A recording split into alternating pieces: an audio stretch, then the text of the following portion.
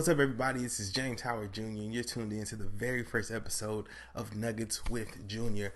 So, God put this on my heart to just share a couple of just short devotional videos with you, especially going through this time that we're going through right now. So today, I want to start with a series that I'm going to call, probably for the next couple of videos, call them quarantine challenges. And so this is not like, the social media type of challenges where you're going to dance or something like that. This is just simply highlighting some of the challenges that we are going to face while we're stuck at home, social distancing, and having maybe a lot more free time than we are used to having, or facing a lot of different temptations and different things like that that we usually don't face when we're going through our normal schedule. So today, like I said, we're going to talk about quarantine challenge, and today's challenge is specifically going to be talking about old habits. Now, we understand that during a time like this, some old temptations, some old things that maybe we are delivered from, but still the devil understands that we are weak in those areas. He may try to allow those things, or try to get those things to come up in your mind and different temptations, or maybe even set up certain situations for you to fall back into a certain temptation, a certain sin, or maybe even a certain lifestyle that God has delivered you from. So today I want to talk about two different tips that we can use for making sure that we are not falling back into old habits. When I was thinking about this and God put this on my heart, I was thinking about our boy David. If you go back at David, if you go look at the life of David, back in all the Samuels, first and second Samuel, specifically in 2 Samuel chapter 11, we run into the situation that probably most of you are familiar with between David and Bathsheba. David, he's this amazing king. God has done some amazing things for him. He has waited a long time to become king and has really devoted himself to God, but he's gotten to the point in his kingdom where things are good, and so he goes and he sends out his boys out on the field to do the battling and to do the fighting and the different things like that. And this is normally a time where kings usually go out to fight, and so that was David's kind of first mistake right there. That he sends his boys out. He says, "Man, you know what? You go do your thing." He said, "I'm finna chill here. I'm finna be at the palace." And in my mind, what kings do on their day off is sit around and get fanned with palm leaves and eat grapes all day. Nothing else. That's it. That's all he does.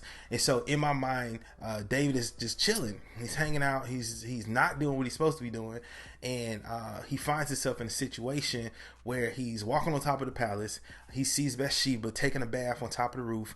I don't know why she was taking a bath on top of the roof where everybody could see her, but she was. So David put himself in that situation, and he found himself sleeping with Bathsheba and messing up a lot of things that God had for him in the future. You can go read that. Actually, go back and read 1 Samuel, 2 Samuel. I mean, it's a great story about David and his journey to becoming a king. As we look at this story, there's two things that we can pull out of this that can help us not to fall back into those old habits. The first thing that we have to do is, we have to stay woke. Yes, I said it. Childish Gambino on you. You have to stay woke. During this time, when we're sitting here at home, we have a lot of free time, when we're kind of off of our normal schedule, we can fall asleep spiritually. We can get in the hustle and bustle of just kind of hanging out, chilling, or even working from home. All that's different, whatever. And we can miss out on things like our devotion. We can miss out on our prayer time and different things like that. And so what it causes us to do is kind of drift spiritually and kind of get us off track. And that's what we see David is, man. He has drifted spiritually. This guy used to pray about everything. He used to pray about who he's going to fight, what he's going to do, before he even made moves. If you go back and just look at 1 Samuel and 2 Samuel, he did some amazing things by just simply praying and just being connected with God. We find that he's at this point now where he is falling asleep spiritually. So how do we avoid falling asleep spiritually? Like I said, stay in your word, praying, keep going to church online. I know you can't go to church, but keep tuning in to different videos and different things that can edify you and fill you spiritually, because it's very important for us to stay awoke, to stay awake, to stay alert when it comes to our spiritual life. Because what we understand about the devil is that, man, he seeks to steal, kill, and destroy. He's like a lion just ready to pounce. Lions and the different predators that go after the younger or the weaker animals. And so don't be weak, stay woke, stay alert, make sure that you're staying in your word. All right, so that's the first thing we have to do, is have to stay woke. The next thing that we have to do is we have to stay smart.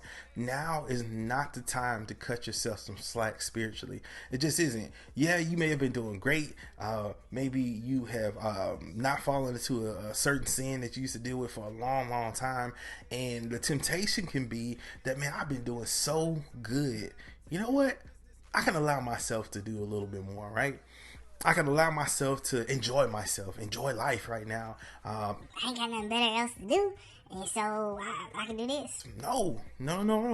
Don't.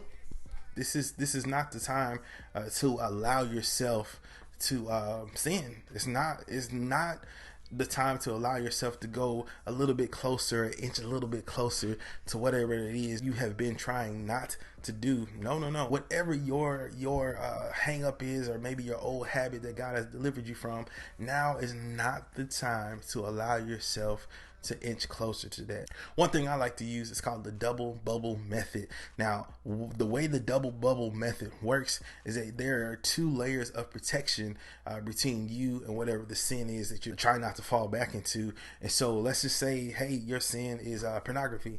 Maybe there is some layers of protection that you need to take. So maybe there's a password that you need to have on your phone or your computer, and maybe somebody else needs to have access to that password, and maybe not you. If your problem is too much Netflix and chilling, Disney Plus and chilling, Hulu Plus and chilling, maybe you just need to be FaceTiming your significant other if you ain't married, and continue to social distance, and so you don't so you can fill in the blank, whatever it is.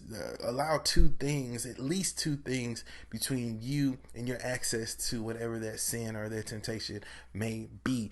All right, so that's all I have for you today. If we're going to stay away from those bad habits, we have to make sure that we stay woke, and we have to stay smart. Make sure you're doing what you have to do to keep your relationship with God strong during this time right now. All right, so if you like what you heard today, go ahead and hit the subscribe button. Go ahead and turn on those notifications so you don't miss future videos, and go ahead and like this video and share it with somebody else. All right, peace.